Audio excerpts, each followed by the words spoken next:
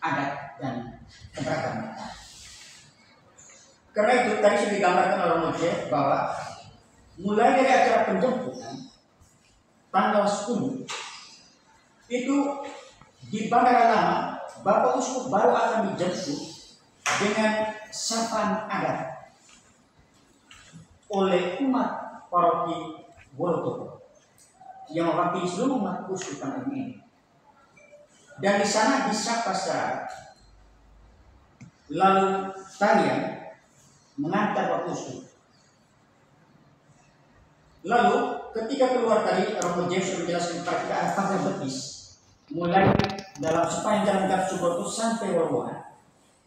Itu dari Kementerian Agama menggerakkan kurang lebih 1.000 pelajar muslim dari sekolah-sekolah muslim yang ada di Ende untuk melakukan pagar betis dengan memegang bendera kecil dari kertas itu merah putih untuk menunjukkan bahwa apa yang dipesan oleh Monsignor Sugio Pranoto, orang Katolik 100% Katolik, 100% Indonesia. Karena itu disimbolkan dengan bendera merah putih dan bendera kuning. Setiba di depan patung Marilona, di situ keberagaman ditunjukkan dengan tampilnya beberapa semua tokoh agama yang ada di sini. Ini ditunjukkan ketika pengalungan, ketika acara pengalungan, yang pegang baki itu dari pasangan dari Hindu, lalu yang mengalungi Bapak Uskup dari pasangan dari Muslim ketua MUI ini. Ini menunjukkan kepada kita soal bagaimana toleransi ini Kota Pancasila. Nanti waktu sapaan adat di Waruana itu akan digambarkan kepada kita semua, juga kepada Bapak Uskup bahwa ini keberagaman. Jadi sapaan adat di Waruana nanti itu akan menggambarkan kepada kita ini kota toleransi. Dan pesan moralnya toleransi ini mesti terus dijaga.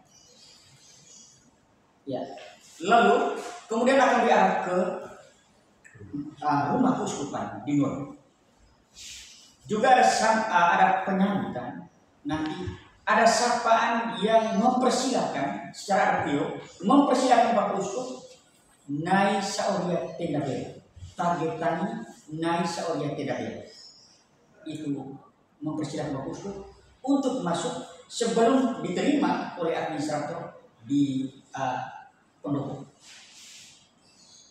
Jadi itu acara saya kembali menggarisbawahi soal acara penjemputan, rangkaian acara penjemputan. Ada begitu banyak pertanyaan, kok kenapa Bapak Uskup disambut dengan pengalungan 3x5? Lalu nanti Bapak Uskup yang mengalungi Bapak Uskup di bandara itu pejabat Bupati ini, pejabat Bupati Naditeo dan Bupati Nadi. Ini mau menunjukkan mewakili umat Uskupan ini untuk penerimaan pertama Uskup tempat lokasi kembaran dia di 3 kabupaten. Maka beliau disambut oleh tiga tokoh, penjabat Bupati Ende, penjabat Bupati Naditeo dan Bupati Nadi. Ini simbol. Lalu ada pertanyaan, kenapa mesti sampai 3 kali dikalungi dan lain-lain? Dalam rangkaian acara kami menjelaskan bahwa ketika Bapak Uskup tiba di bandara, itu Bapak Uskup untuk pertama kalinya menginjakkan kaki di Ende sebagai seorang uskup tertinggi. Dan pada saat itu, sapaan adat menggambarkan ucapan selamat datang kepada Bapak. Selamat datang dari jauh Bapak Uskup, dan sekarang disinilah tempat Bapak Uskup punya karya kembali. Kami menyambut dengan hati yang lapang, tapi disapa dalam bahasa ini. Kemudian sapaan adat di depan patung Marilona itu dalam bahasa Ende. Kalau di bandara dalam bahasa Niro, tapi kalau di depan patung Marilona itu disapa dalam bahasa Ende. Dan juga itu menyapa soal toleransi Ende Kota Pancasila. Dan salah satu pesan penting dari nilai sila-sila Pancasila yaitu bagaimana soal membangun keberagaman dalam toleransi sebagai saudara. juga sama dengan pesan moto Bapak Uskup, peliharalah kasih saudara. Dan ini konek dengan apa menjadi moto Bapak Uskup terpilih. Dan kemudian Dindora, kenapa mesti disambut lagi? Dindora disambut karena beliau akan memasuki tagetani Nai Saoria Pini Abel. Dalam bahasa Lio itu artinya Bapak Uskup memasuki rumah besar dan dipersilakan oleh tokoh-tokoh adat dari Nona untuk juga nanti di sini juga akan didampingi sejak penerimaan dari depan gerbang utama masuk ke KPI ini diterima dengan didampingi oleh tokoh agama dari tokoh adat dari Nagikeo dan tokoh adat dari Jawa. Ini soal persatuan sebagai 3 kabupaten ini bersatu untuk mendukung bekerjasama dengan Bapak Uskup. Ini tanggal 10. Untuk tanggal tadi 18 sudah dijelaskan oleh Romo J. Tanggal 19 sampai 21 itu penjemputan tamu-tamu VIP. Tanggal 19 itu ada satu uskup yang akan datang nanti. Uskup terpilih, Uskup Labuan Bajo, Monsinyur Maximus Rebus. Beliau itu direncanakan tanggal 19 akan tiba di sini.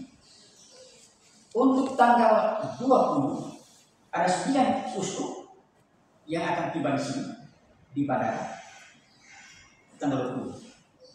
Lalu tanggal 21 ada sekian banyak Bapak Uskup juga, termasuk Duta Vatikan, kemudian Kardinal Monsinyur Ignatius Kardinal Suharyo. Ini sekaligus dia menjadi Uskup TNI dan Polri. Beliau Uskup TNI Polri dan juga Ketua KWI Monsinyur Anton Bunyamin. Itu yang juga nanti tanggal 21 itu kloter terakhir mereka dari Labuan Bajo ke Saudara. Untuk Duta Vatikan itu akan dijemput secara khusus. Ada tarian nanti di sisi udara, sisi dalam bandara itu istilahnya sisi udara bagian dalam akan disambut oleh tarian kolaborasi antara SMA Katolik Negeri Katolik Semak Santo Tomas Paulus dengan MAN ini Madrasah Aliyah Negeri ini. Mereka akan menang di situ. Kemudian Duta Vatikan akan dikalung di situ. Tidak ada acara seremonial lain kecuali penyambutan dan pengaluman, lalu langsung diantar ke penginapan. Ya. Untuk penginapan para uskup demi menjaga keamanan karena ini ada duta tamu negara, Duta Vatikan itu sebagai tamu negara. Maka pengawasannya itu VIP, keamanannya VIP. Maka pihak kepolisian, pihak keamanan mereka bekerja keras bagaimana untuk mengamankan seluruh situasi ini. Jadi jalan keliling seluruhnya untuk penginapan para uskup itu akan terjadi di jalur utama jalan keliling. Ada 3 hotel yang menjadi tempat penginapan para uskup. Yang utama Duta Vatikan dan Ketua kami dan Bapak Kardinal akan menginap di Grand Sala bersama para uskup lainnya, karena yang sudah dipastikan hadir itu sekitar 40 uskup.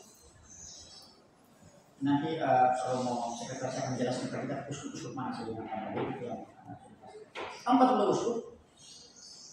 Lalu juga yang sekian banyak pimpinan provinsi SPD yang dari luar negeri juga akan datang. Tamu-tamu dari dalam luar negeri seperti administrator jelaskan tadi. Lalu Hotel Fani, tempat penginapan untuk para uskup, dan Hotel Berlin. Panitia memilih satu jalur supaya proses pengamanannya dan penjemputannya boleh berjalan secara aman dengan pengawalan yang sesuai dengan SOP tamu negara. Jadi itu nanti mulai dari tanggal 9 tanggal itu tanggal 21 ya. Tanggal 21 nanti akan ada penjemputan Lalu Setelah itu sorenya itu nanti ada tes yang dijelaskan oleh Romo J. Juga tanggal 2 tapisan sudah dijelaskan Romo J. Dan tanggal 3 bisa politika. Juga untuk kendaraan sudah pasti berapa ruas jalan akan ditutup. Ini informasi yang juga menunjukkan dari pihak keamanan berapa ruas jalan akan ditutup. Untuk tanggal 10 ruas jalan yang akan ditutup mulai dari jam 1 siang itu jalan Telimutu, jalan Eltari, jalan Gatot Subroto seluruhnya, dan jalan jurusan Bolongan akan ditutup untuk umum tanggal 10 mulai jam 1 siang. Tanggal 10. Itu. Lalu untuk tanggal 21 mulai dari jam 4 sore, jam 3 itu jalur Wirajaya akan ditutup. Mulai dari lampu Jalan Telimutu Eltari sampai dengan dia Pampang Pelajar itu ditutup karena ada kegiatan Vesper Agung akan terjadi. Ya, Vesper Agung akan terjadi itu maka jalan itu akan ditutup. Lalu ketika Galadinya beberapa ruas jalan misalnya jalan Eltari akan ditutup, jalan Nangka akan ditutup. Itu untuk pengamanan karena ini seperti saya katakan tadi pengamanan VIP ya. Nanti semua para uskup dan juga tamu-tamu VIP akan mengikuti Galadinya yang disiapkan oleh tenda ini di rumah jabatan Bupati Jalan Eltari. Lalu untuk hari tabisan itu beberapa ruas jalan penting di kota akan ditutup.